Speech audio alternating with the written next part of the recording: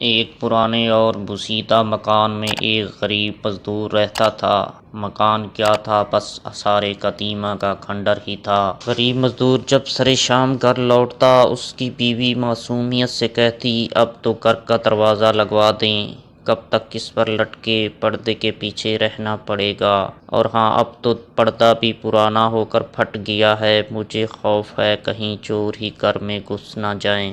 شوہر مسکراتے ہوئے جواب دیتا، میرے ہوتے ہوئے بھلا تمہیں کیا خوف، فکر نہ کرو، میں ہوں نا تمہاری چوکھٹ۔ غرض کئی سال اس طرح کیے بحث و مباحثے میں گزر گئے۔ ایک دن بیوی نے انتہائی اصرار کیا کہ گھر کا دروازہ لگوا دو۔ بالآخر شوہر کو ہار ماننا پڑی اور اس نے ایک اچھا سا دروازہ لگوا دیا۔ اب بیوی کا خوف کم ہوا اور شوہر کے مزدوری پر جانے کے بعد گھر میں خود کو محفوظ تصور کرنے لگی۔ ابھی کچھ سال گزرے تھے کہ اس کے شوہر کا انتقال ہو گیا اور گھر کا چراغ بجھ گیا۔ عورت گھر کا دروازہ بند کیے پورا دن کمرے میں بیٹھی رہتی۔ ایک رات اچانک چور دیوار پھلانگ کر گھر میں داخل ہو گیا۔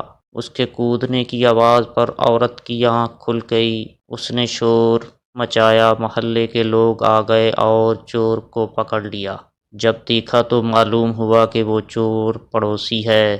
اس وقت عورت کو احساس ہوا کہ چور کے آنے میں اصل رکاوٹ دروازہ نہیں، اس کا شوہر تھا۔ اس چوکھٹ سے زیادہ مضبوط وہ چوکھٹ شوہر تھی۔ شوہر میں لاکھ عیب ہوں، لیکن حقیقت یہی ہے کہ مضبوط چوکھٹ شوہر ہی ہوتے ہیں۔